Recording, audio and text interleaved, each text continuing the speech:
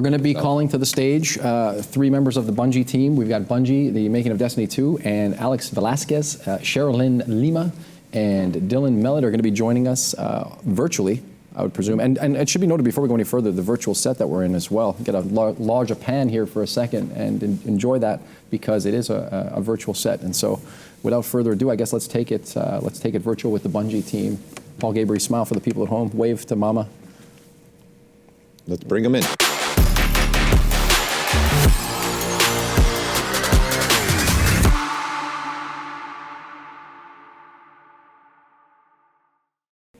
One, two, hello, three, and welcome, four, Team Bungie. 5, 6. Welcome. He's counting them off. 1, 2, 3, 4, 5, 6. Yes, we can hear you. Can you hear us? You can. All right. Awesome. Nice hat. Welcome. Welcome to the event. We're excited to have you all be a part. Thanks for having of the us. summit. Oh, You got it. Alex, what's going on with you? You got your Is ZBrush Alex hat not on. hearing us? I don't think he can hear us. Maybe it sounds like he's having an audio issue. He's testing. He's restarting. I do like his background, though. Look at that background. It's I'm like gonna have to raise you. I like his Fender Cottage. Stratocaster, right? like a cottage. High five right? again. Look at that. Oh, Who writes this stuff? Louis goes straight to the guitar. I see it. It's right there, I Stratocaster. love it.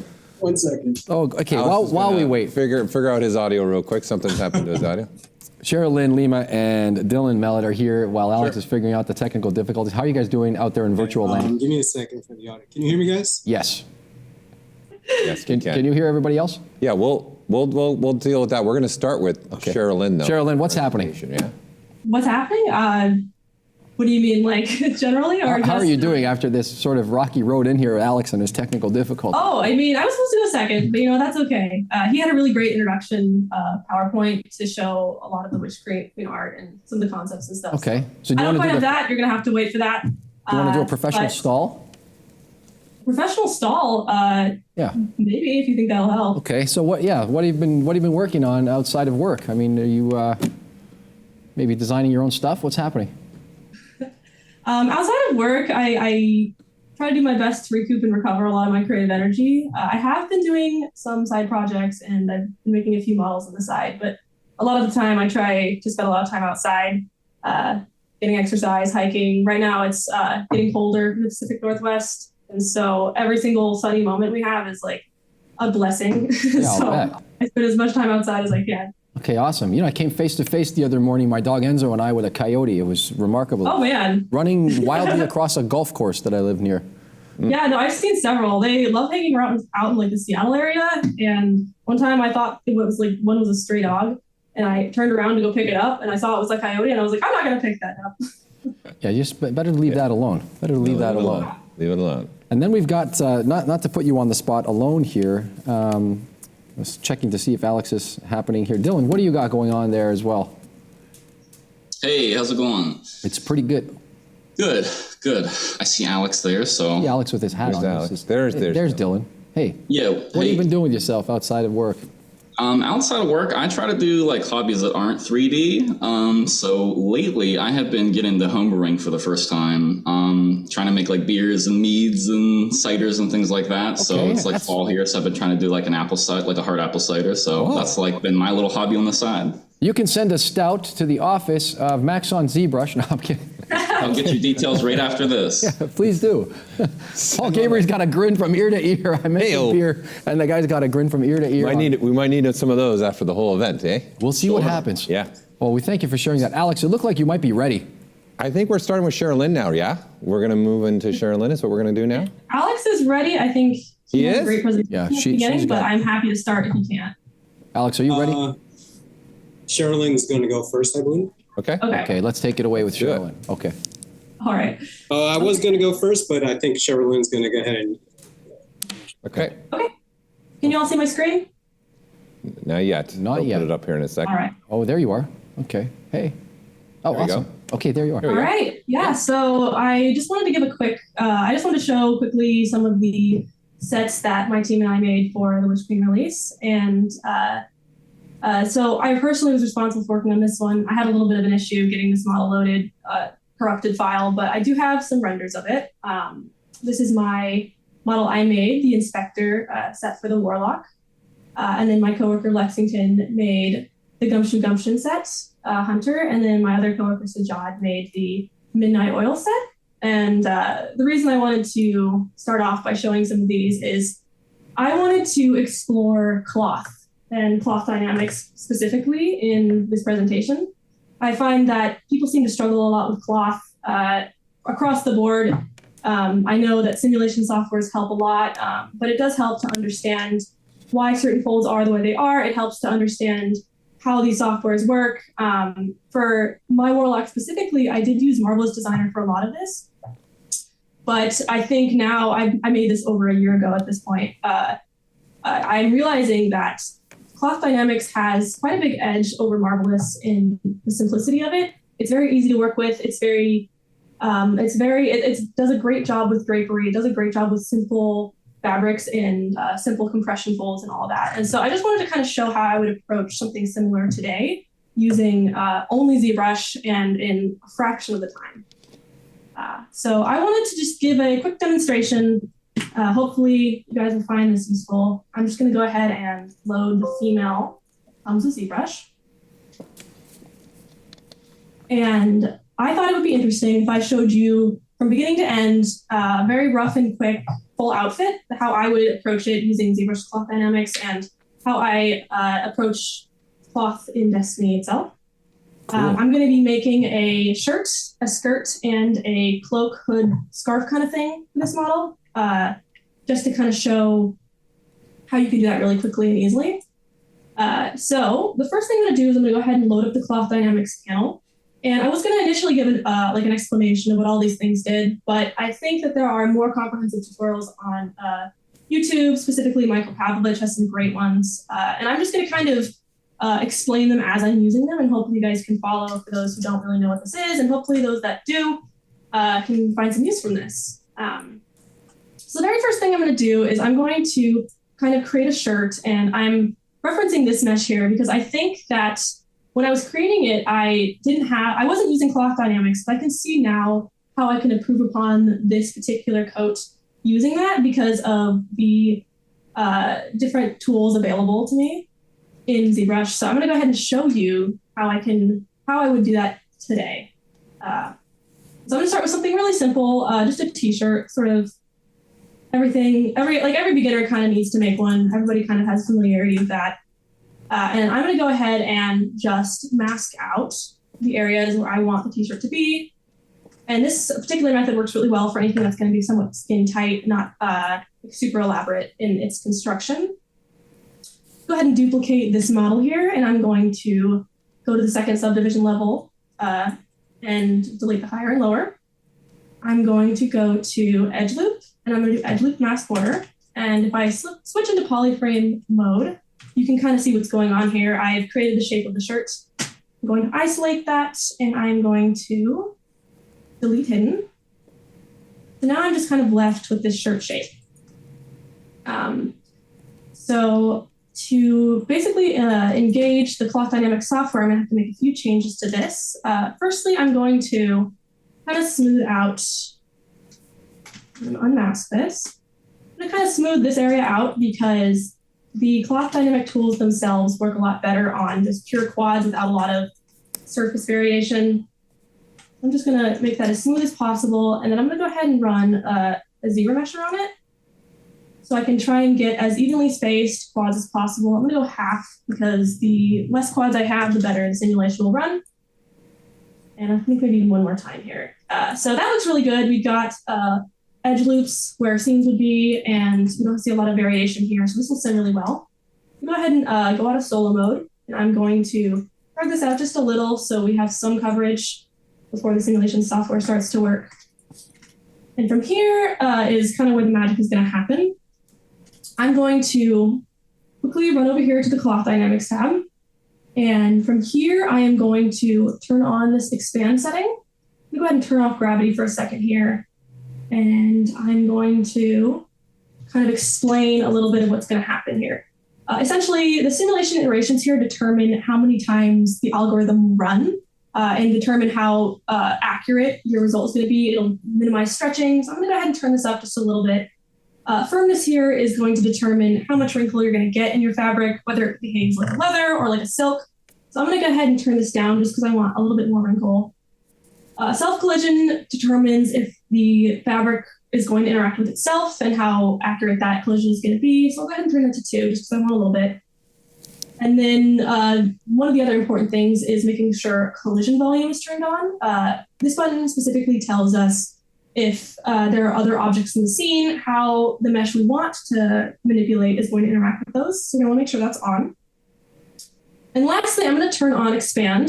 This section here with the gravity and expansion and all of these tabs here are some of the most important because they kind of drive the interaction you're going to have. Gravity operates how you would expect. It applies an effect of gravity, and you just put how strong you want that effect to be. And these tabs here essentially act on the fabric by growing it and shrinking it. Inflate and deflate are sort of self-explanatory in that they don't really change the surface area of the fabric. They just kind of inflate it like you would a balloon. Expand and contract kind of allow you more surface area to work with, so it folds upon itself or decreases the amount of fabric. So that's sort of the difference between those two things. What I'm going to be doing right now is I'm going to try and just expand the fabric on itself so it'll stick to her body and give me just some wrinkles. And one more thing I'm going to do before that is I'd like to turn on dynamic subdivisions. That way I can kind of preview how this effect will look later when it's subdivided. This isn't actual geometry, but it will allow me to see how it will look later without eating up a bunch of processing power. Also allows me to add a little bit of thickness, which helps with collisions just a little bit. So if I have all this set up the way it is, and I press run simulation, the first thing you're going to see is that the garment inflates like she's wearing a spacesuit, and that is because of this number here, the inflate. It essentially creates like an air barrier around the mesh it's colliding with. And so for clothing, we're going to want to set this like pretty low. Just set that to 1.15 and run that again. Back a little here. And if I just let that run just for a second here, you can see that it'll start to form to the body a little bit, and it'll start to give me a little bit of wrinkling because it's expanding the fabric around the surface itself. It's really cool. Yeah, it makes it very easy to just do something really simple. And if you were in a time crunch, something really simple would probably do. But I'm going to kind of show you how to expand upon this quite quickly. The next thing I find really powerful about cloth dynamics is that you can use ZBrush's brushes with it. Specifically right now, I'm going to be using the cloth dynamic brushes themselves. So I'm going to go ahead and go to cloth pull, which is under B, C, and W. This is basically a brush that allows me to just gently move the fabric, push and pull it in the direction I might want it to go, and just to create really simple, gentle adjustments. You can adjust the brush size, and with the knowledge of where certain folds should go and where certain compression spots are, you can really do a lot of powerful things with this. And I'm just going to keep this short and sweet right now. I'm just going to add just a few here. And I'm going to add a little bit right there. And we can go ahead and add some folds here. I have the firmness set pretty low, so it's generating quite a lot of folds for me. And you can easily get too fiddly with it, so I'd recommend keeping it as easy as you can if you're running a little bit of smooth on it. And just like that, you have a very basic t-shirt. And with more time, some alphas, some hand sculpting, you could really bring this to the next level. But I wanted to show you more of the capabilities of cloth dynamics next by showing you an example of drapery, which I think cloth dynamics does extremely well. An example of where we would use that in our workflow is like on the Titan's class item. There's a lot of drapery in the hunter's hood and the cloak. So there's just a lot of really practical uses for this. So I'm gonna go ahead and show you a really simple way to add it. I'm gonna go ahead and make a circle skirt, which is mostly just a draped circle. So I'm gonna go ahead and append a ring here, just so I can get the basic shape. And then I'm gonna go ahead and do some ZModeler trickery right now. And I'm gonna try and keep this a little bit slow. I'm basically gonna go into ZModeler and holding spacebar on a face, I'm going to select delete in polyloop because I just want to isolate this ring here. I'm going to go ahead and delete this island here. So I'm left with just this ring. I'm going to hover over an edge and extrude an edge loop. Like so. If you tap Alt, it'll go ahead and grab all of them, like so. And you can go ahead and do the same thing to this down here. So you can go ahead and create the rest of the circle skirt. And then I'm just going to delete these here. I don't really want those. And then, so we're almost there. I just need to add some spans along this length because it won't really simulate well without enough geo. So I'm just going to go ahead and go into Edge, spacebar, insert multiple edge loops. I'm going to add some geo here so the sim software has something to work with. Let's add a little more.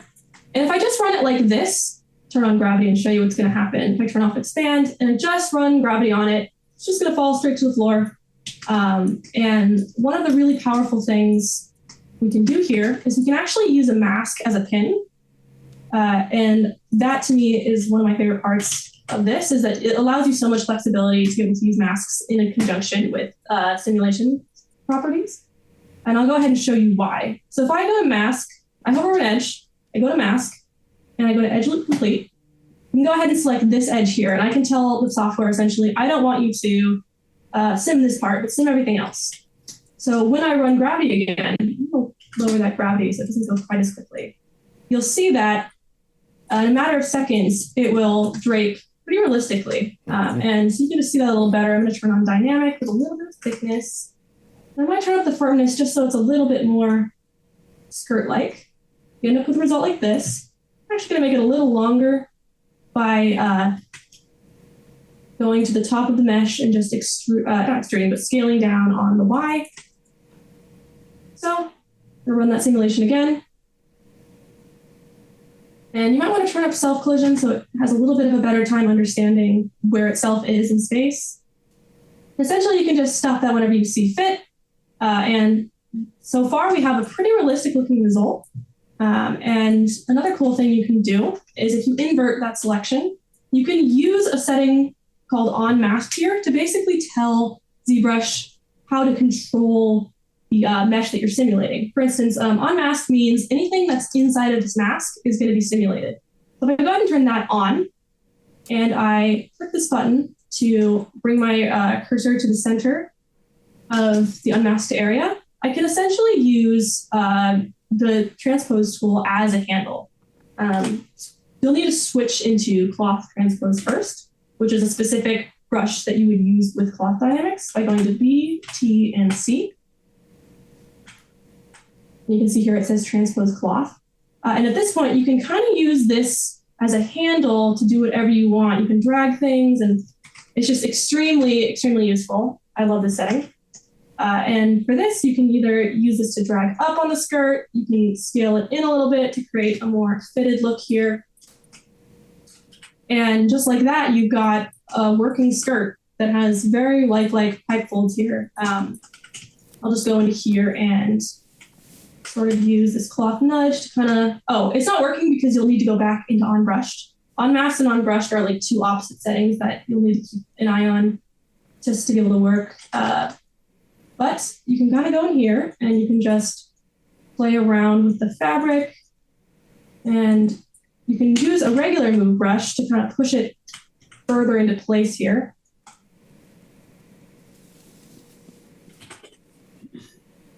Let's turn the firmness down a little just to give us a little bit more. Like so.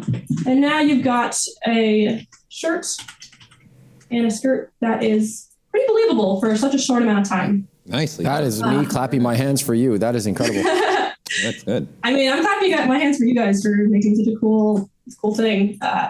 There's one more thing I want to show, just because this is like probably my favorite part about it, and what I'm going to be using every single time I need to make anything vaguely hood-like or scarf-like. That, and you're like, hey, let's do 3 cloths in the demo. Let's do this. Let's show them. Let's do a real challenge, right? She says.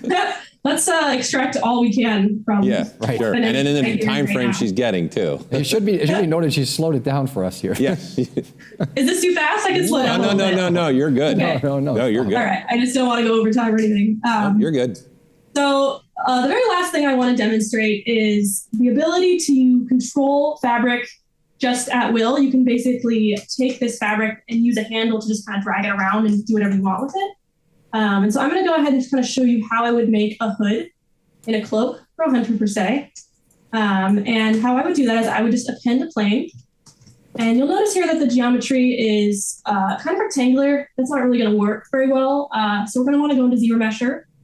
And let's keep it the same amount of geo. We're going to want to go into it and make sure the squares are as even as we can get them. And from here, I'm going to go ahead and create myself some handles so I can grab the fabric and just drag it around as I see fit. I'm going to go ahead and go into Mask Rectangular and just mask out these squares here. I'm going to go into polygroups and group those. So now I've got this piece here I can just grab whenever I need. I'm going to do the same thing with the bottom. And I find this really helps you keep your mesh kind of in order, because when you don't have anything to grab onto, it can get really just like out of control. So to start, I'm just going to grab myself this piece, and I'm going to center it using that button. And right now it's not going to do anything because I don't have any of the settings set up. But I'm going to quickly just turn on dynamics so you can kind of see what it's going to look like later, and to give it some thickness so it doesn't just disappear from the side. From here, I'm going to turn on unmasked because I need the program to understand that I would like the masked part of this geo to move, and I'm going to use this unmasked part as a handle. And I'm going to go into the transpose cloth tool. You can see there. And from here, I can kind of just drag the cloth and do whatever I want with it. And this is super powerful if you wanted to create like a sash or a scarf. But for my purposes, I'm going to go ahead and I'm going to turn that off for a second. And because it's on masked, I can just manipulate it normally because nothing is masked right now. I'm going to go ahead and kind of place it where I want it, make it a little smaller. Okay. And then from here, I'm just going to grab this piece, grab this, center that, and then turn back on masked. It's still on. From here, I'm just going to kind of take this, I'm going to drag it around. I'm going to use the little handles here because I feel like it's easier to navigate in 3D space. And you're going to want to go slowly because the way the cloth brushes work is they work on a per movement basis. Like it runs the simulation every time you move the brush. So the slower you move, the better it's going to react. I'm also going to turn up the firmness just a little bit, just so I can get some more thick wrinkles for a thicker scarf or like a scarf material. Just going to go ahead and slowly kind of drag this around. I can kind of get it close to her head. Like that. I'm going to grab this one, invert that button here, bring this into here and scale it so I can get a little bit of a crunch shape in there. Just bring it here. Go ahead and grab this one again. Got them both selected. And from here, you can just kind of drag it.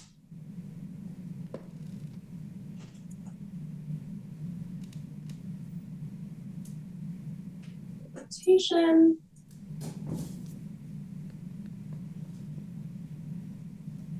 I'm going to go ahead and scale this like this so I can tuck it under itself. And you can see that beautiful folding right there. It's giving it quite a realistic look. We can use to try and shove it under here. This is the kind of scenario where you'd want all the self-collision on you can get because it's going to kind of struggle to understand what's happening.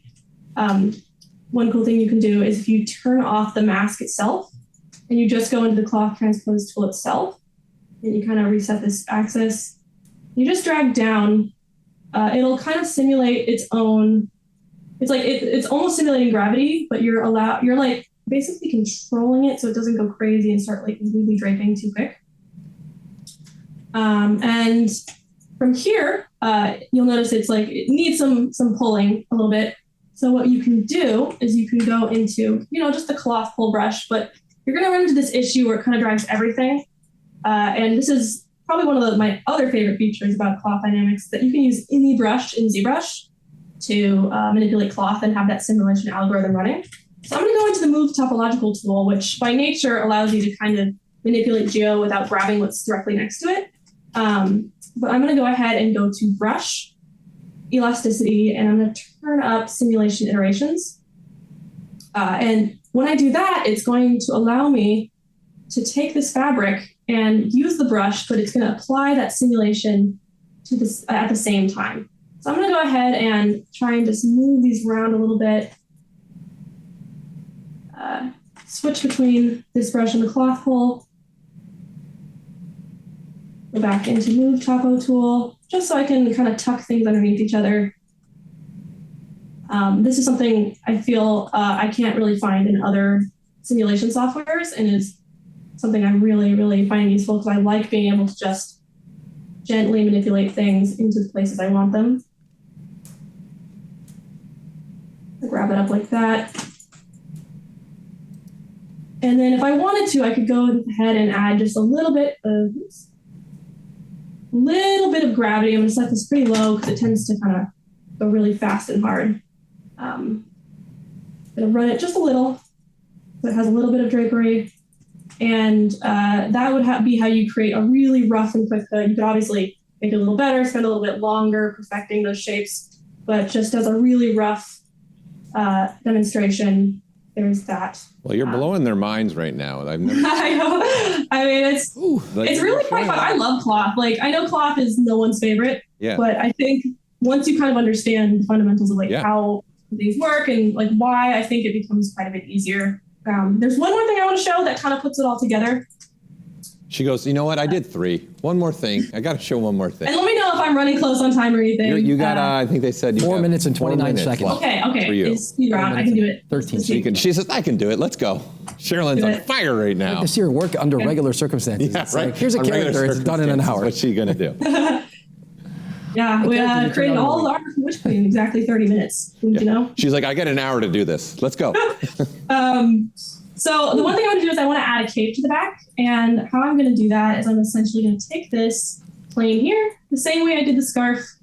I'm going to rotate it so that it's this way. I'm going to go ahead and kind of fit it to be the size of the mesh. I'm going to run a zero mesh on it so that it's plotted. So I'm going to create a handle again, just the way I did before. That way I can do this. What I'm also going to do is with the regular transpose tool, I'm going to expand this section of the mesh so that when I run the simulation, it'll create a gathering effect. In real life, to create a gathered effect where things are draping on each other, the fabric has to be pretty wide. It can't, if it was just like this, it would just drape straight down. But you'll see when we give it that extra bit of space here, it's going to actually simulate quite a bit better. I'll go ahead and show you. So I have on mask turned off. So that means that any area that is masked is going to act as the pin and everything else will simulate. I'm going ahead, turn on gravity. We'll turn it up just a little bit. I'll turn up my simulation iterations just so the effect is a little cleaner. We'll keep the firmness down just for now. And then I'm going to go ahead and run that simulation. Let me actually just bring it a little higher.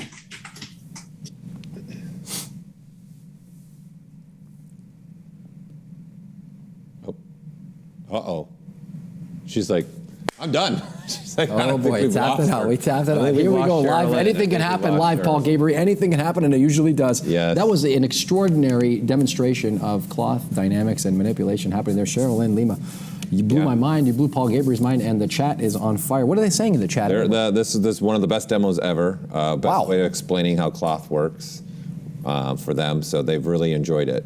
Mad respect to her about being able to put this together in such a short period of time, too. Ask you a question? Yeah. Probably pretty happy you tuned in here live at the ZBrush Summit 2022 with your hosts, Paul Gabriel and Louis. We'll see if we here. can get Sherilyn back, but we'll move on then to Dylan is up next. Let's bring Dylan in to do the next part of the presentation. Dylan, there he is. Kendari, All right. Now he's got, all you got in my head now is cider. That's all I got in my head. Hey. Stout. Hey, we're making some over here. It's getting nice and falls and full swing out here, so it's later time. Paper's blowing in the wind. You can check mark me for a yes, please. Go Paper ahead. blowing in the wind, Kendari. Take it away, Dylan. You got it. You know, I got a little sneak peek of that demo, not a big reveal, but of the demo of the ZBrush stuff that we were presenting here beforehand last week with Alex and Sherilyn. Yeah. And we, when Sherilyn did that cloth sim, like for the skirt, my mind was blown. I didn't even know you could do that. So I was like, even me, I was taken by surprise by that. So I got something a little different. I'm on the weapons team, so I use ZBrush for hard surface and a lot of dynameshing and things like that. So if there's any Destiny fans in here, they will see that this is the scout rifle from the Taken King raid in Destiny 1. We recently did a reprisal of this whole set of weapons. So typically, you see if there's an existing high poly, you'll leverage that and, maybe sculpt on top of it or stuff like that. But I wanted to kind of talk about sometimes the unique scenarios you run into, like when you work in games on, projects that have as long of a tail as Destiny. And as much content, sometimes you will run into scenarios where you're asked to like up-res or redo an asset, that is way out of date, doesn't fit modern conventions and things like that. So that was what I was asked to do, except in this case, there was no high poly that existed for us, so we couldn't do our normal pipeline and get out faster. So I was faced with either I spent like several days to a week doing this high poly from scratch and trying to approximate it the best I could, and kind of hoping that I can match up to the quality of the original. Or you can do what I did, and I'm about to show you here, where I couldn't find a high poly. So artists, please back up your source files so people can use them. But basically, I was able to trawl through the depot of all the content, and I found the old low poly with the old textures. So let me kind of roll you through here what I did to kind of get this up to speed to where it needed to be. So, like I said, this is the old scout rifle from Destiny 1 Taken King raid. And what I did is I found the old source textures, right? So I was able to come in here and using ZBrush, I was able to assign those textures, and let me switch materials real quick so you can see. And I was able to kind of like come in here using the existing UV sets. I didn't change anything because like obviously that would screw up where the placement of the textures go. But like I mentioned before, when faced with either spending precious production time on sculpting from scratch or trying to see what I can squeeze out of the existing content, I found these old textures and I used this as kind of a guideline, right? So I was able to plant these on here and kind of start to build my sculpt from here. And to kind of get that process started, here's what I did. So I'm going to flick these back off, right? I just want to preface this, and feel free to stop me with any questions if you have them, because otherwise I will just roll on. I like it. Roll on. Just keep rolling. All right. Good deal. So let me flick these off real quick. All right. And back to my little sculpting material here that I like. So what I typically do, on a project like Destiny 2, guns can look all over the place, right? Like they can look like super organic. They can look pretty standard hard surface. So you never know what you're going to get matched with. So having like sculpting skills is super important. Like traditional, hard surface modeling is super important because in this gun, you're blending both, right? You need a little bit of hard surface knowledge. You need a little bit of sculpting knowledge. And I can kind of get into that some more later. But the way I started to build this mesh from, the low poly form that is now into the high poly sculpt I'm going to show here in a sec is with the crease tools. So, this gun here is like a mixture of like flesh and bone, right? So like these parts here are meant to be like pretty rigid, and then these parts here are meant to be kind of fleshy. So what I did is I take this low poly geo and I flick on my little group here, and I come to the crease tools, and I'm just going to hit it by default so people can see what it does in case they've never used it. What it will do is, if you can see here along this edge, if I uncrease it, it puts like a little a double edge here. And if you've done polygon modeling, you'll know that those are like holding edges, so like it'll maintain your form a lot better. And so what I did after that is I just kind of fine tune my crease. So I'll come in here and I'll kind of just like do broad strokes, right? And if I subdivide this, you can see that it's maintaining my hard edge in the places where it's left that double line. And it's softening it in places where that's not there, right? So that lets me get like very quick, rigid shapes. So the way I refine this from here is you can see that like I missed a little bit, right? Like the algorithm here can only do so much. It's great for procedural and like non-destructive stuff, but sometimes you need to go in there and put the hand touch.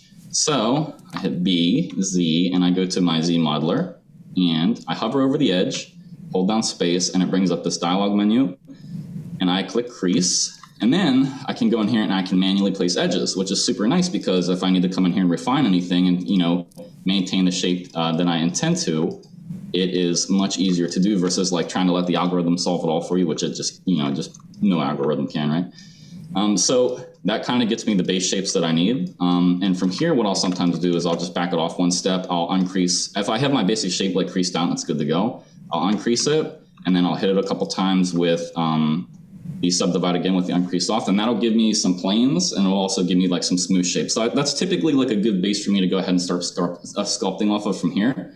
And all I did after this was I just applied this kind of principle across the board, right? So same thing to the rest of the rigid parts, same thing to the rest of the bone. And that got me to, and also using the textures to guide, you know, where those details and insets and crevices and stuff were. That got me to this stage, which is like the polished version. Right? Question coming through, Dylan, for you. Yeah, let's hear it. Is the design done in 2D first, or are you just going straight into 3D when you're doing these? So on like a fresh asset, like something brand new, like a brand new ornament or a brand new, you know, weapon set or exotic, typically it starts from 2D, but we also have some incredibly talented concept artists who they do their whole concept in 3D, and they'll paint over after and everything like that. But they use ZBrush and some other software as well to like get that result. So it just depends, but a lot of times they do start as 2D concepts, and you just kind of interpolate from there. But sometimes you do get a 3D mesh in from the concept team, and you can kind of pick it apart and make it functional and like work in game with the reload sets and stuff like that. So it just depends, but it could go either way, which is why it's good to have like a good range of skills, because sometimes you're going to need to do more of the polygon modeling. Sometimes you're going to need to do more of the sculpting, and a lot of times you need a little bit of each. Yeah, good advice. That's really sound advice, actually. Sure. Happy to hear you. So anyways, that got me to here, which is like, you know, after using, I flicked the textures off, like this kind of gave me like a good footprint to go in and build up to what the original was and to add my own inflections and my own take on it. And I want to demo a couple of little tricks here. Let me find my stylus pen of how I built some of these shapes up and how I, you know, kind of took it from there. So back on like this little, you know, the part of the buttstock here, you could, if you recall from just a little bit ago where I held the planes in using crease, that gave me basically like this shape right here. All I do from there is like I go hit the H and I go to my H polish. And all I do from there is like basically refine that plane, right? So I can come in here and I can expand it if I need to. I can like basically tighten it if I need to. I'll look for places to add like embellishments and imperfections on the surface, since typically bone like isn't super polished, and you know you want what's your brushes of choice for that? What's your brushes of choice for that? Fine choice. Fine question. What's the brushes you like to use for making the blemishes? Yeah, so for like these little pock marks and stuff like that. Yeah, like what? Yeah, what do you do? I actually have a trick for that. It's not a brush, but I'll run you through that here. So basically for here, right? This is a trick I learned, but basically you come in here and you just like basically do a couple masks of various sizes, right? So come in here, I'll do a couple, okay? So you just mask it off. You invert that mask. You come in here with your, where is my movement gizmo? I think I have to tap, yeah. So you come in, you bring your little movement tool in here, and I just scale it in, and I like release it, right? And then what I do is I just grab my smooth brush, and I come in here, and I just smooth that bad boy out.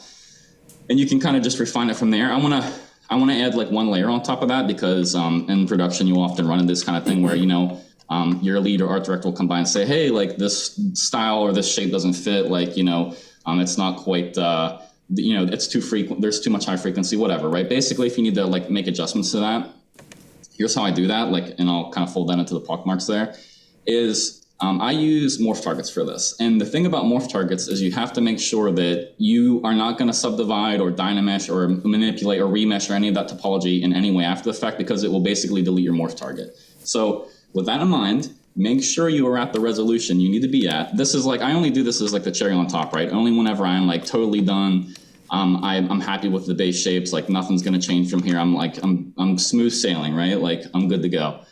So then what I'll do is I'll delete my geometry here, or my subdivision. I'll go to the morph target.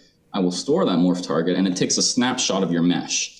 So like I said, if you change it in any way, you decimate it, anything like that, it will delete the morph target. But so it takes a snapshot of the mesh as it stands right now. So then going back and doing that little pockmark detail. So let me come back.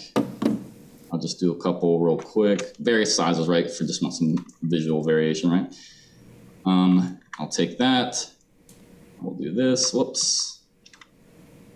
And set a little bit. Oh, I'm getting finicky with it. Okay, there we go. So, you know, you can put this detail in, art director lead comes by, or you yourself, you just decide you don't like it. What you can do is, since morph target is a brush, you can come in, and I think I have it set here. If not, I can grab it. So BM, and I think it's, I always forget which one this is, G. So you can come in, and since it's a brush, it's pressure sensitive, which is what I like about this kind of detail. It's like the way that I like to sculpt, is I can come in here and using, you know, my pen tail and pressure sensitivity, I can either press really hard and get rid of it all, or I can kind of, you know, wax away some of it and add like a little bit of inflection on the edge and things like that. So whenever I'm ready to go to the detailing stage, and I do this for basically like everything I sculpt in the ZBrush, is whenever I'm ready to detail, I'll slap that morph target on, I'll do whatever I need to do. And if I don't like it, I can always scrub it away entirely. Or if I need to change it or add a little variation to it, I use that morph target brush and I just kind of scrub away some or a corner, and then I'll go in and touch up after the fact. But that gives me a lot of flexibility in how I approach that. And that's how I do detailing in general, but also how I did this like pockmarking. Nice. Very Nice. cool Thanks stuff for right sharing there. that. Wow. Yeah. That one is a straightforward one, but let me talk about how I did some of this fleshy stuff, right? So, you know, there's always like the joke or the meme of like, oh, like what brush do you use, right? And it's like, oh, I use like the 5 or 10 normal brushes everybody else uses, right? And as far as as far as my career, that's exactly true. All I used to build up these shapes was like the clay buildup brush. So, you know, I can give you a little example of how I did like this fleshy material here. So in contrast with the more hard surface parts, I don't really use like trim dynamic or H polish or anything like that. I just use a smooth brush and the clay buildup. So if I wanted to come in here and put more of like these little like folds and divots and things like that, all I do is like just really come in here and start to, add some height. And I'll just like sculpt in a couple quick little shapes, right? And then I come in and I do it in the reverse, just holding Alt. And then that way that will dig in as opposed to build up. And I'll just like keep smoothing that out. And I'll just kind of let autosave finish here real quick.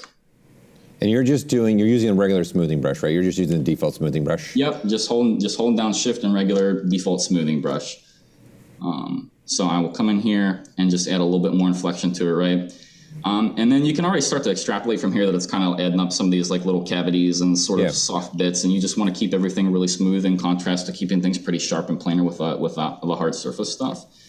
And then what I'll do is I'll come in with like the pinch brush, so BPI, and I'll just kind of like add a little bit of inflection and variation and things like that. So you get like a little bit of like a sinew kind of vibe or something like that, like a little bit of a tendon or whatever. So that's how I'll come in and start to do that sort of stuff. It's just to tighten it up.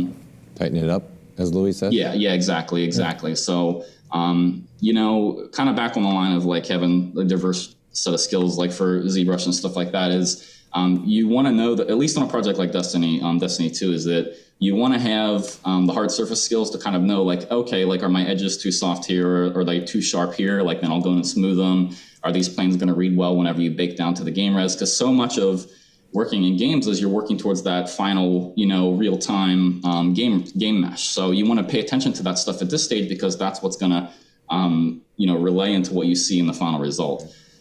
What material are you using? People are really asking about that material. Is that your own material? This is a custom material that I built. Yeah. I like it because you can see, like, what I like about it is that you can see, like, it captures your curvature, basically, so you can see how it's kind of highlighting all the edges, but it's also like this nice, like, little mid-tone, so you can kind of see the cavities and recesses. So I made it.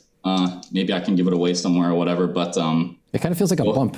You're looking at like a bump. Something close to it, you might have to tinker with it, but yeah. Yeah, that's great. That's what I think it probably also helped for you in the gaming world, right? Understanding those edges and knowing, because you're going to smooth those normals. Without a shadow of a doubt, and that's a really good point about that, because the reason why I made the material in the first place is because, like, every little thing that you see in your high poly is guaranteed. Every little facet, every little nick, every little scratch, every little bit of that is guaranteed to show up in the final game bake. So I built this material to kind of help me see those things, right? Like, how soft are my edges? Like, is there any sort of, like, did I mess up somewhere? And, like, there's a thing here that I didn't notice because my material was hiding it. Like, so, leveraging ZBrush and some of the tools that you have in here, I made this material to help me with that, because I know that end result is so important, and I don't want my material to keep me from being able to see that final result, right? Like I want to know it right here, right now, so I can fix it or enhance it or whatever. You want to kind of play with those tools a little bit too if you can. I really think it does look like a exaggerated bump map to some degree. Yeah. Sure. Yeah. I'll show you one last little trick here. Sure. And then I might have some time, depending, to show you some like more, like traditional hard surface stuff that I do. And it's like leveraging ZBrush in a different way than like traditional sculpting like this. So to do these details, it's very similar to what I did with like the bone back here, right? Like you just mask off a random shape, or, I used the textures that existed as a guideline. But I can also just like freehand it, right? So just clay build up, right? You just dig out a little shape, okay? Hit it with the smooth, and you can already see it's kind of like in the ballpark, right? Like it doesn't take a whole lot. Yeah. So I do that, and then I might add a little bit of height here, because you can see like it's kind of like membranous. Like you think of like a bone marrow, like you crack open a bone and it's like kind of fibrous, right, and hollow. That's kind of like what I was aiming for here, to like bring more of that out. So I'll add a little bit of height, some variation there, and then I will hit the B, H, and P to grab my H polish again. Again, I use like the same 10 brushes, and I'll just come in here and I'll zoom in a little bit so people can see. And let me turn the intensity up too, so we can fast track. And I'll just come in here and I'll just more or less like buff out some of these shapes. And I'll add, you can see like some pitting, some cavities, some things like that. And you just kind of keep going from there. And if I zoom out, you can kind of see it's starting to get on the same track. And I'll kind of add some more inflections and things like that from there. So that is how I do that particular shape. And a lot of this is like, having an eye for like what the end result is. Like working in games, you need to kind of know what you're working towards. So, I use ZBrush quite a bit in this material as well, just to kind of show me what result I'm going to get, to take any guesswork out of the pipeline before you get all the way to the end and discover, this edge doesn't hold up, or it's too sharp, or X, Y, and Z, right? So it's a super good tool to be able to like realize that stuff in the high poly stage sooner rather than later, because going to fix anything later, typically for like real-time game art, is a big pain. So that is how I do this stuff. And I'll show you a real quick thing. I use this more often than I sculpt. You never know what kind of weapon you're going to see coming down like the seasonal track. So for stuff like this, where it's very fleshy and you have a blend of like soft and hard surface, having the sculpting skills and the hard surface knowledge goes a long, long way. I'm going to show you something that's probably more typical for most hard surface artists. So let me pull up that asset here. Let me grab it. Okay, so preface. I did not do all of this in ZBrush, but I used ZBrush quite a bit to get me the result that I needed in the time that I had. I like that, how he front-loaded that. He's like, feeling a little guilty there. A little bit, because it's complicated, but I don't want to give people the wrong impression. No, all good. Don't you worry. I think you got to share that material that people are. We can call it the Dylan material. Dylan. Yeah. Dylan. Well, in my little menu, it's like DM_custom. So I mean, you're not that far off. Okay. And maybe I can reach out afterwards, and if you guys want to put it on like a file share or something like that, you can totally do that. Hey, you never know. Maybe we'll have some conversation. Maybe we ship it with ZBrush. Whoa, here we go. There you go. That'd be cool. That'd be really cool. So, but yeah, I'm happy to share that. I mean, it's been a super useful tool for me as like a production 3D artist. So I basically only use this like when I'm. Of course, you want to flip between materials and get a sense of how light's reading across different surfaces, but this is really like my go-to. This is like my bread and butter for whenever I'm in ZBrush. I use this basically for everything. That's beautiful. That's a beautiful weapon. What have you got here? What is this thing? This is like the haymaker. So, great question. So this is an ornament for an exotic rocket launcher called the Eyes of Tomorrow, I believe. Exotic rocket launcher. Exotic rocket launcher called the Eyes of Tomorrow. There's no tomorrow when that thing's latched to my shoulder. There's no tomorrow. No, there's not. It shoots multiple rockets, multiple homing rockets, I'm pretty sure off the top of my head. So there is no tomorrow, indeed. Yeah. Beautiful. So, like I said, I didn't do all this in ZBrush, but I really, really leaned on ZBrush to get me here because you can see that for like pieces like this, these are like, deep insets, right? And I did this through like boolean. You can do it in ZBrush. I do it in other software just because I'm more familiar and faster. But what I do, if you've ever worked with booleans, you will know that basically it makes your topology unusable. Like you can't do anything with it after the fact unless you somehow remesh it or otherwise, right? So what I do is I boolean my object, whether that's in ZBrush or otherwise, right? And I get I'll just isolate this so we know what we're talking about. I get a shape like this. And there's tons and tons of examples like this all over this rocket launcher of where, shapes are cut out, like, that are fairly complicated or overlapped. And the way that I get this result is I'll boolean it out, right? And then I'll come to ZBrush and I'll hit it with a decimation, or a Dynamesh rather, so that I can basically scatter topology all over the surface. And that way I can smooth these edges so that whenever I go to do the game res bake, I have a clean topology on my low poly because I can just reverse my boolean, and my high poly has the edges that I want. So after you do this, right, you come in here with your messed up boolean mesh and you hit it with a Dynamesh, which is super nice. Then what you do is you come in here to your polish menu, and I can show you where that's at.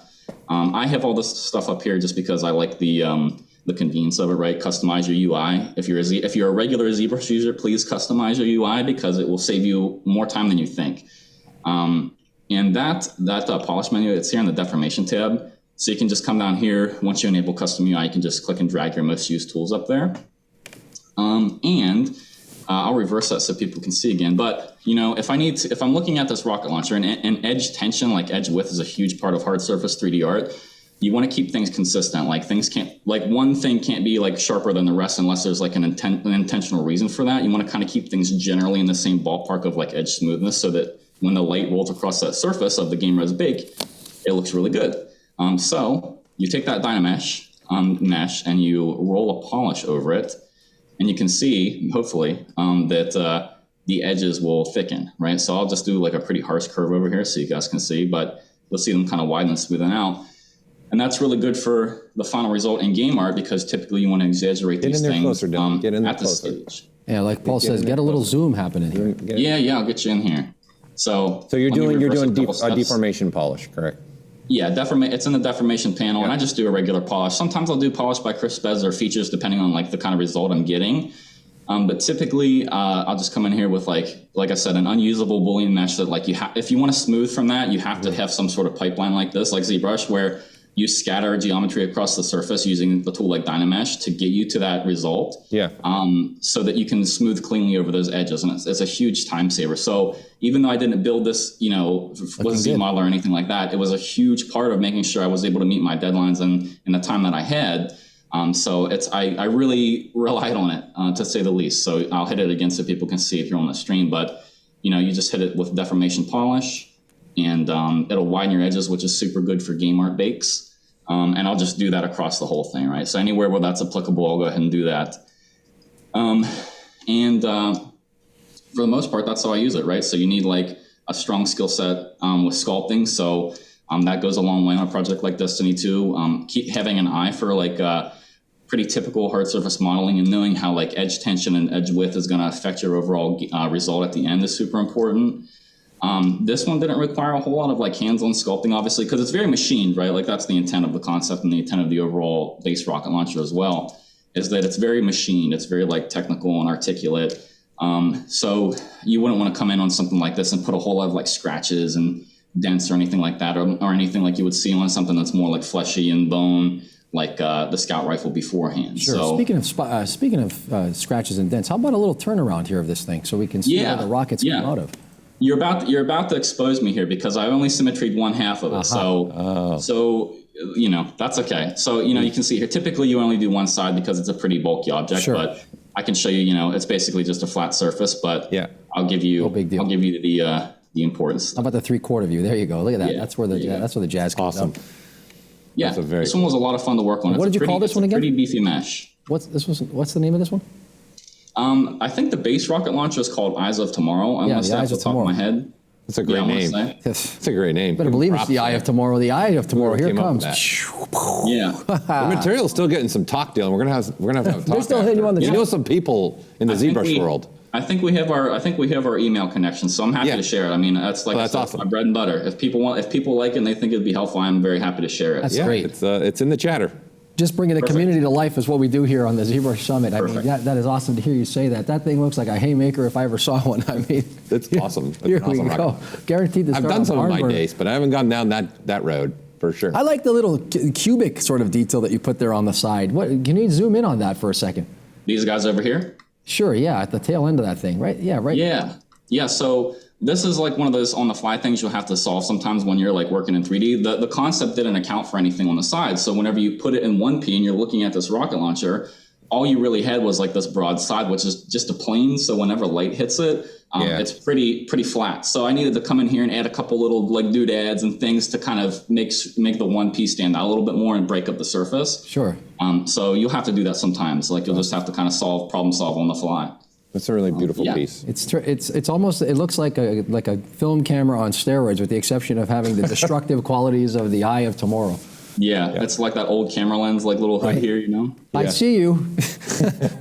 Goodbye. It harkens back to that one moment in Metal Gear Solid where you have to like use the Nikita rocket launcher to knock out of the sky the oh God, I forget what it's called now. It's a type of helicopter. It was a military helicopter. Dylan. Anyway, carrying on. Dylan, I really appreciate what you just shared and everything, and the ability to share material with us. Of course, yeah. That would be awesome. We'll talk. We'll talk, but thanks for having us. You had Paul Gabry at Hello when you start showing him some hard surface modeling techniques. He's glued to the television side. Well, they asked for it, and guess what? We gave it to her. Sherilyn's back. She's back. She's back, people. We're bringing her back. The feed. I hear, Sherilyn, you got something else you just have to show. Hold on a second. You have to show. I'm honored to be back, honestly. From the Northwest. Don't worry, we're gonna get to Alex. Had to like silence me. I was giving away too many tips. Yes, let's go. Dylan, thank you, man. That was awesome. Don't worry, we'll bring Dylan back too. Thank you, Dylan. Dylan got rolled under the rug. Get rid of that guy. All right, let's bring Sherilyn. Let's do it. Let's see what you got. You got one more thing you wanted to share, everybody. All right, literally, it's just... Take it away from the Pacific Northwest. Here we go. Oh, is my screen not sharing? Not yet. We see you. We see your face. You look great. That's cool. There we go. There we go. Now just where we hit left that little hide button. My screen? Yep. Hit that little hide there so you don't show. All right. Let me just show you really quick. This was it. This is all I wanted to show is like one more thing you can do with like masks and pinning in session. I emphasize the masking because I feel like in Marvelous, that's what I really appreciated the most is like the ability to pin something in space and allow the fabric to drape. And are you moving around right now? Are you moving around in ZBrush right now? I am. Can you see it? Nope. It's frozen. Nope, it's frozen. Sweet. That's really cool. It looks good. It looks good. It's a very nice static image. Let's try it one more time. Then we'll have to Did you see that? The wind blew so fast it stopped it dead in its tracks. Okay. Apparently they're working on it. Well, should fix it. Complications of being live, as always. From an undisclosed location in the Northwest. How is this? Let's see. How is this? We're seeing your face right now. You see it? 1 second. We're looking at you, looking at us. Put your screen up yet. Looking at you, looking at your screen. It's just us. Looking at me, right now. looking at. Now you're smiling. There you go.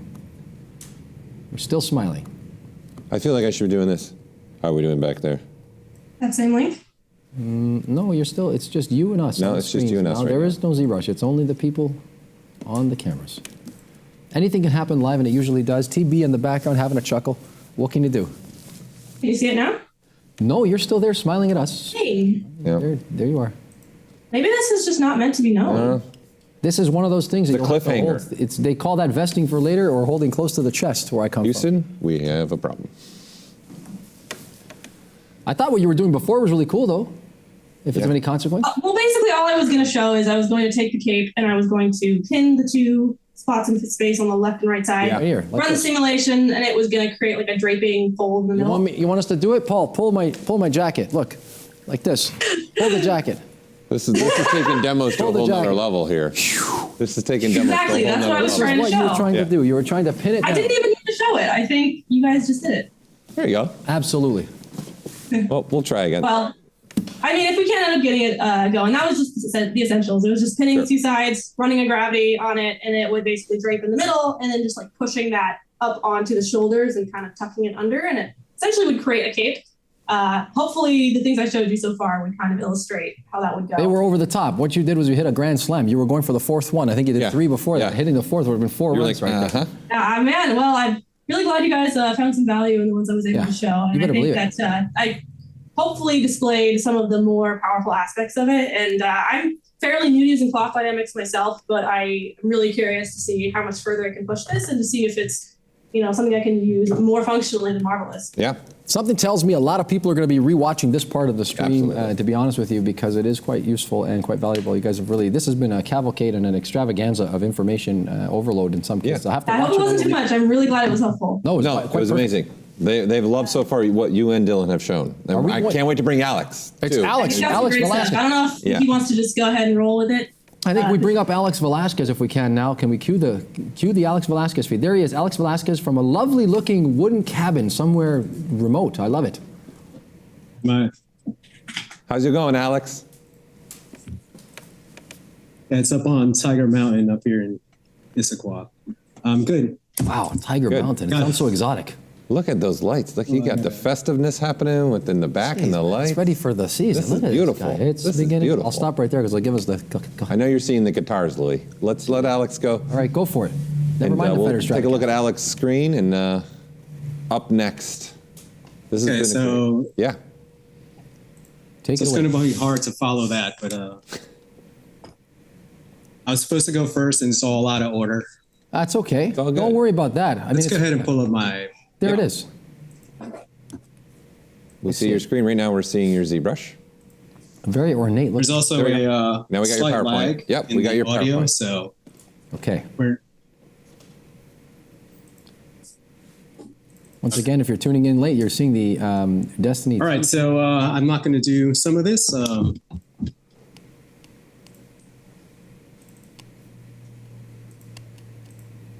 That's the lag. Yep. Go ahead. Take it away, Alex. Okay. All right. So here we go. I'm here with Sherilyn and Dylan, obviously. My share of the talk is going to be the Lucent Hive combatants. The character you see here, this is a Hive Lightbearer, one of the new combatants we created for Witch Queen. I'm going to go through this guy in ZBrush, kind of subtool by subtool. I'm going to show you some just glorified screenshots. And from there, I'm going to talk a little bit about some of the problem spaces we had in developing these guys and how ZBrush helped overcome that. Looking Alex, good. do you have the stream on your side too?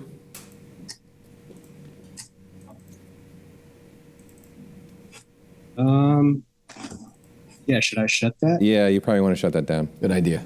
Yeah. Make your life a lot. Just the stream, not the rest of it. Just only if you're watching the stream. Let's get that down. All right. Okay, so the link I'm watching the screen, let me make sure I get the right one here. So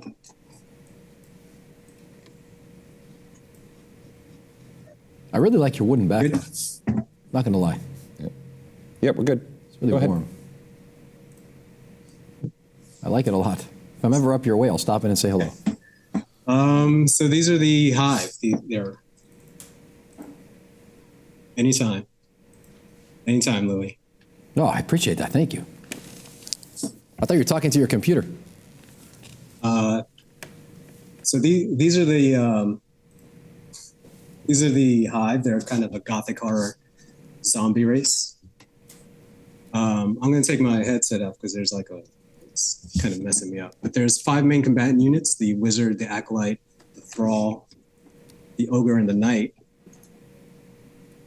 And these are going to comprise the Hive faction. For the Witch Queen, we're going to introduce 3 new characters. That's going to be these guys here at the top. We're only seeing your Lucent Hive Right. combatants, the very first slide. So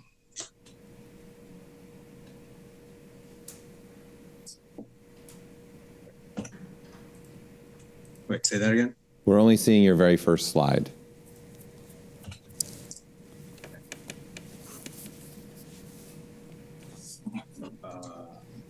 It's not updating. All right, let's jump into ZBrush then. Screw the slides.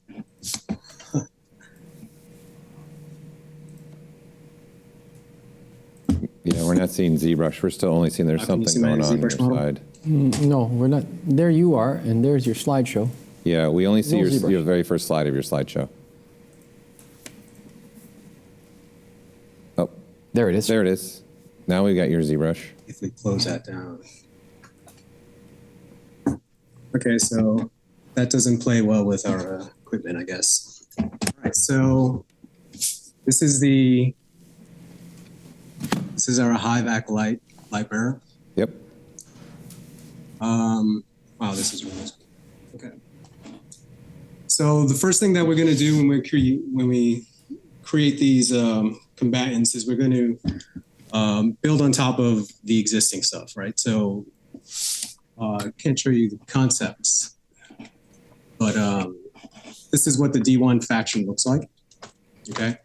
So my job when I first come in is I'm going to kind of break down this task. We're going to create 3 new. This is really distracting. We're going to create 3 new units on top of the faction here. So we break down this into. We're going to look at the knight and the acolyte here, and these guys are going to share a body. We're going to look at these 2 characters here, and these 2 characters also share a body. So we're going to go through this, and we're going to kind of remove any symmetry and anything that doesn't need to be resculpted, and we're going to kind of end up with something like this. These are about 72 different objects, base bodies and armor pieces. And these being Hive characters, they're made mostly of bone and chitin.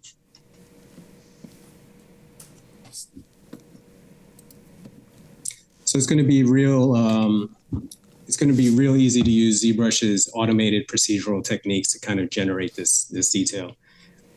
It's not hard surface, so I don't have to be exact with it. It just kind of has to look like bone. So when I look at this, 72 models for the Witch Queen, and then building 3 new characters on top of that, that's going to be my workload. In addition to creating some ghosts. I'll show what that. Make sure I load that up in a second here. But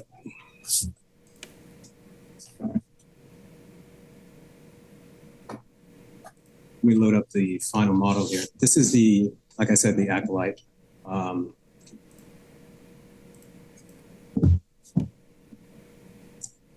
Very nice.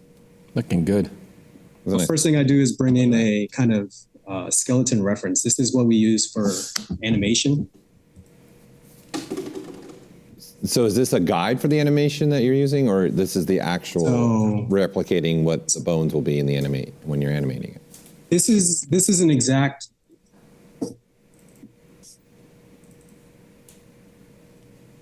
Yeah, this is what the animators will use to animate the character off of. I just took it in Maya, swapped it out with geometry, and brought it in using GoZ.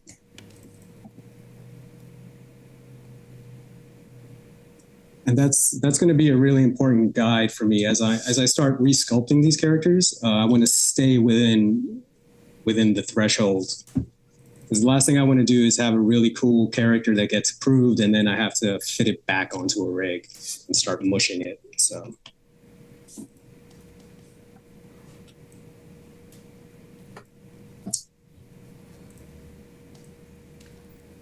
That's a good thought. Even making a skeleton with that piece helps you.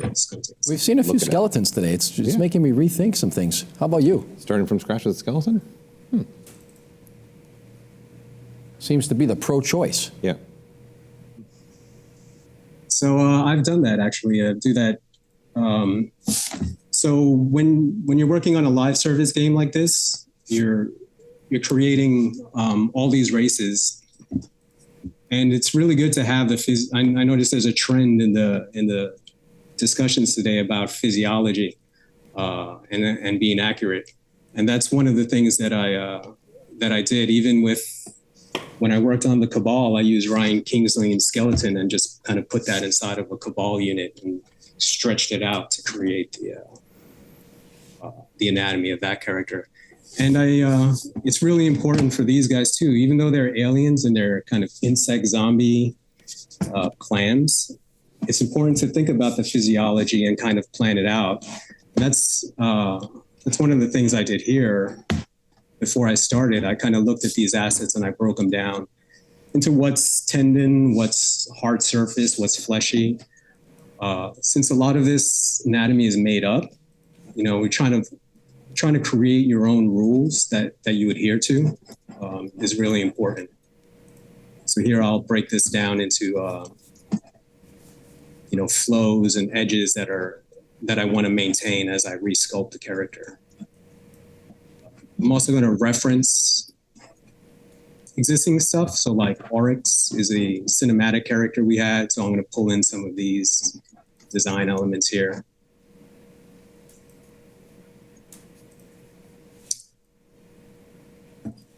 So I end up with something like this. This is a base body.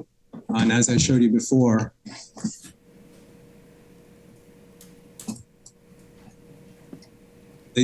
this is for this character here. We're going to build the armor for the trooper and the knight on top of this base body.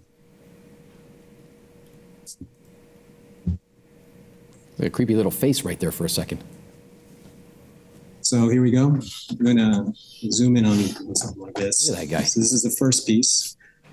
I'll take that low poly and I'll start sculpting on it. Once I get to a really good kind of moving on place, I'll start breaking him off into different sub objects, so I could refine each of these sub objects at a higher fidelity.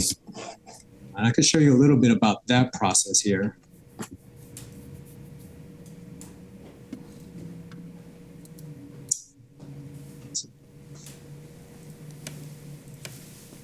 All right. So this is a rough sculpt. This is where I kind of hit all my landmarks. I'm gonna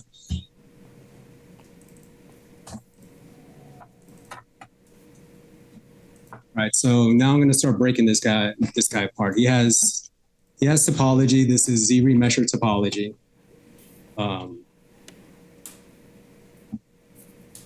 But it's pretty gnarly in a couple of spots, and so I want to clean this up.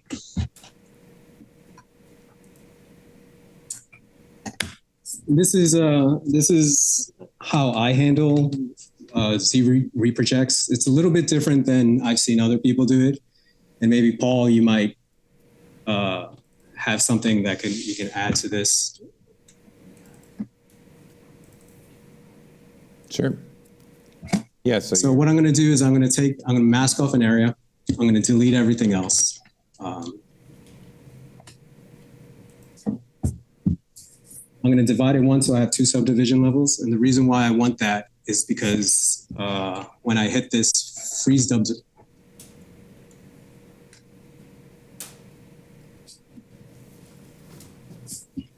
when I hit the freeze subdivision level here, it's going to store that morph target, and it's going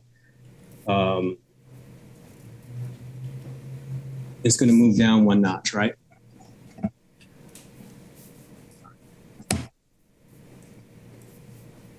So here we go. So frozen subdivision level, and then I'm going to do some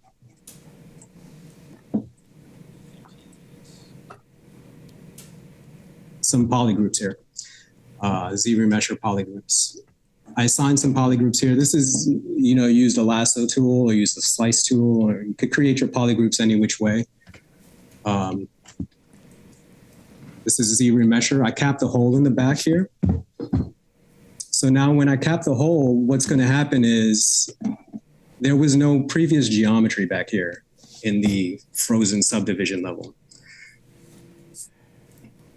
So all this is going to fail, right? I mean, all this will not project anything, right?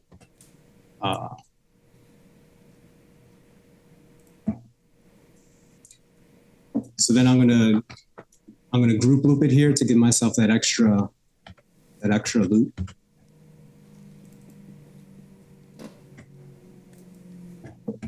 Then I'm going to divide it several times. Oops. I'm going to divide it. I'm thinking when I hit the free subdivision levels, it's going to divide it once. So I'm going to want to go up to like about 4 spots and then divide one more time.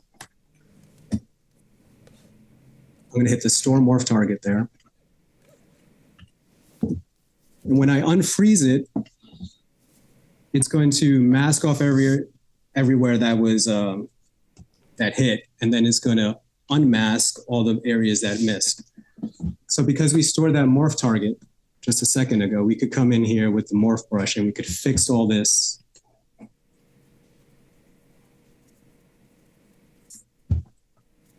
Fix all these little areas here that missed, and then just reconstruct down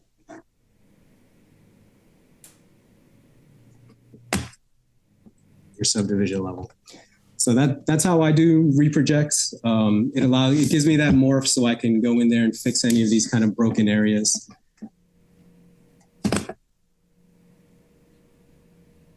That's looking. If I just went down to the first subdivision levels, those things would be all over the place, and it'd be a little bit of a nightmare. Yeah, really cool. So from here, my next step is, since I have a subdivision levels, I might as well go ahead and apply some UV map.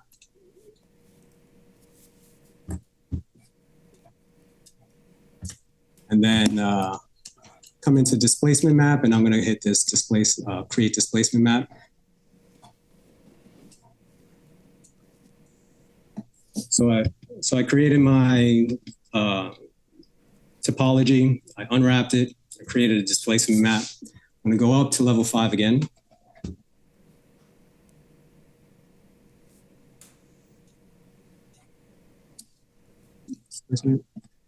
Now I'm going to apply it. Let's turn the texture off.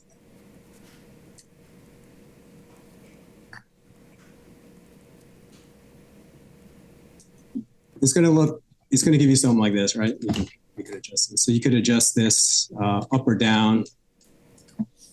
One of the things that I find is I tend to sculpt very soft, and and when I'm doing 3D prints, or if I'm doing a normal bake, they kind of don't read as well. So sorry. So I use this displacement to kind of just like pump it up a little bit. You could also use contrast in here. They do a little bit of a different thing. So you're taking the sculpt original in a displacement map and then applying it. So that's how I end up with something like this. That's really powerful stuff, taking advantage of that displacement map and pushing things further, right? Yeah. Not to get into any more additional tips and tricks for 3D printing, but I do that for 3D prints sometimes. So the displacement map is also... Look at all those vertebrae. Creepy. Really good for when you don't have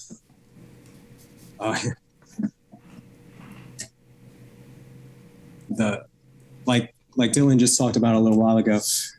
Sometimes we don't have the assets, and for these guys, these were also created in ZBrush about, I'd say, 10 years ago, right? So their assets are in various states of existence. So what I want to do is I want to take these low poly meshes, and I'm just going to use that same displacement technique to reproject some of that detail on. So we have the source assets, the normal maps. So this is one of the normal maps. We're going to go ahead and use something like Substance Painter to just like convert it into a displacement. And then we're just going to apply that displacement to our model. Very nice. Looking good.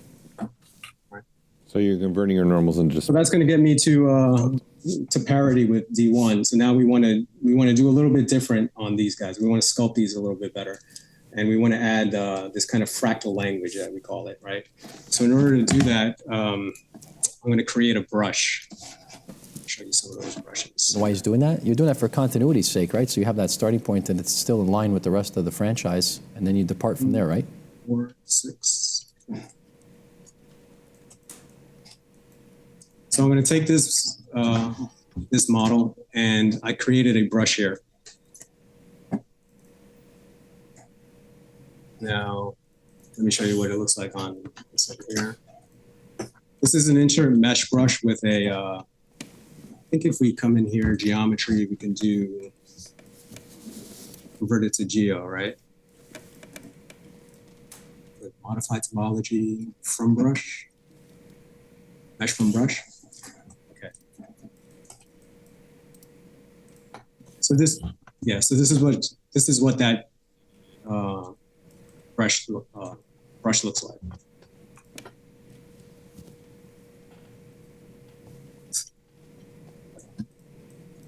And we're going to use this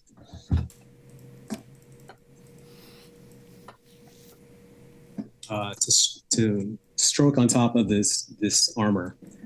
We're going to do additive, and we're also going to do subtractive.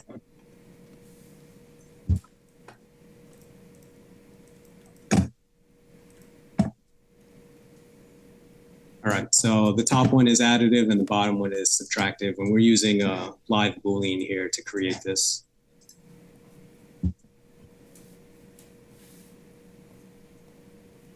All right. So this is the basis of the look for these Lucent Hive. It's going to be these spikes with these kind of cuts inside. Now, this is not something that I could have made in any other application quickly.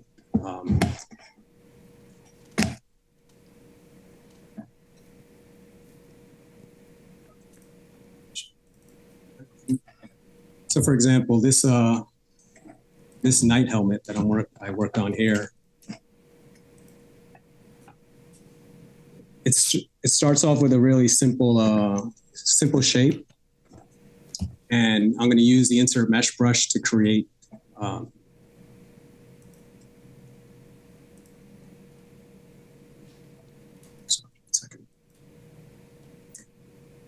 additive fractal spike look, and then I'm going to create some negatives from there.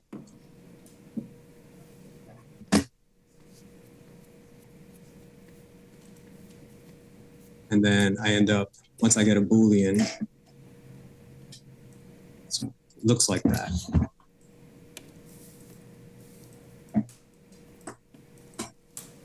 So, I mean, it looks pretty, it's pretty intricate. It's pretty, That's pretty cool. Are you kidding me?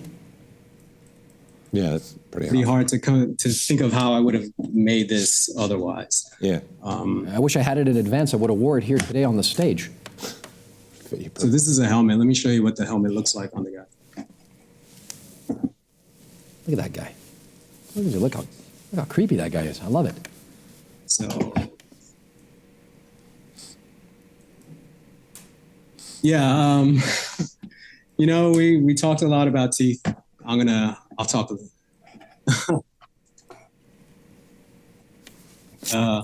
I'll show my teeth. I don't have to go as detailed as some of the earlier presenters because. No, Alex, you're doing great. I'm just proud that you were watching. This is going to be baked down to game res mesh. So, but yeah. I do. We're just proud that you were watching the earlier feed. Pay attention to the teeth. Oh, I've been watching everything since the sculpt off. Yeah. Thanks for the support. Okay, so that's what the head. So this is what that guy looks like. This is just a lot of render booleans and insert mesh brush.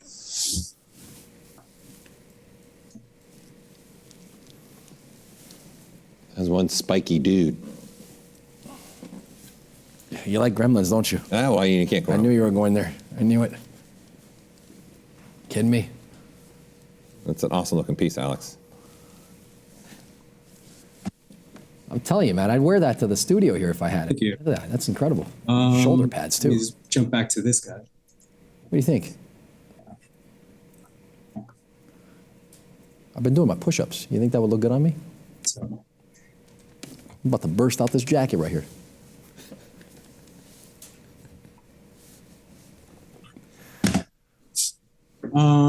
where do we go from here? Right. Got a 2-minute warning here for you, Alex.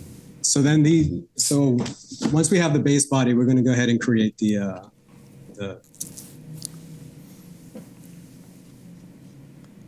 faction. Oh, what is this? Get away. There we go. So this is one version of the character, kind of like the low-level version. The faction unit.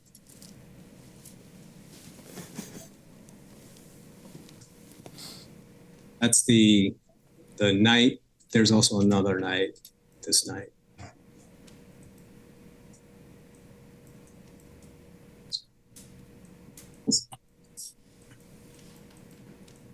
Yeah, so all of these are built on top of the same body, and they're all layered on top of each other. So one of the important things is to do when I'm stroking these insert mesh brushes is paying attention to the underlying flow and form of the model. You know, like I don't want these shapes to kind of clash into each other, and it's a little difficult when you're working on like 6 characters at the same time. You know, they're all built on top of each other.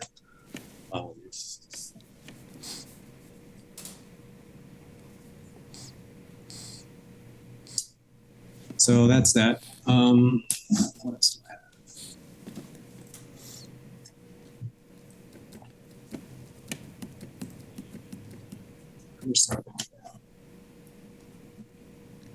I don't have the clock anymore. So. Oh, Yeah. they've given us the spinning wheel of death from behind the cameras. It's time to wrap it up, Alex. We really appreciated this demonstration. It looks really, really tight, really nice. Did you have fun? I'm sorry about all the technical about? difficulties. It would have. Stop right there. Don't say that. That's unnecessary. Don't worry about it. The whole community is tapping like on their keyboard somewhere across the globe from the West Coast to the East Coast, around the world. I'm sure people have really taken a lot of value from this presentation. Paul Gabriel still smiling ear to ear. He got his hard surface. Listen, the chat was loving Come on. this whole presentation, by the way, from you guys. Bungie's one of the favorites already. We had everything. The way you guys were talking, the way you guys were walking through the features and showing them, they really loved it. So thank you for taking Cloaks, scarves, cloths, Sure. rocket launchers, the eyes of tomorrow, tomorrow's never coming, and finally with some really spiky stuff that I would wear any day on a Friday night is the type of thing you show up to the club with. Right up Louis' That is going to wrap it up for the Bungie team. I want to thank Alex Velasquez, Sherilyn Lima, and Dylan Mellett. I hope I said that correctly, Dylan. And Yep, thanks for having us. Couldn't be more happy to have you. We're giving you a big wave and a smile. Thank you so much. Thank you so much. Paul Gabriel, it continues day 2 for the ZBrush Summit. Thank you so much, everybody. I really appreciate you taking goodbye, time Paul. out of your day. Bye. Take care. We'll see you again.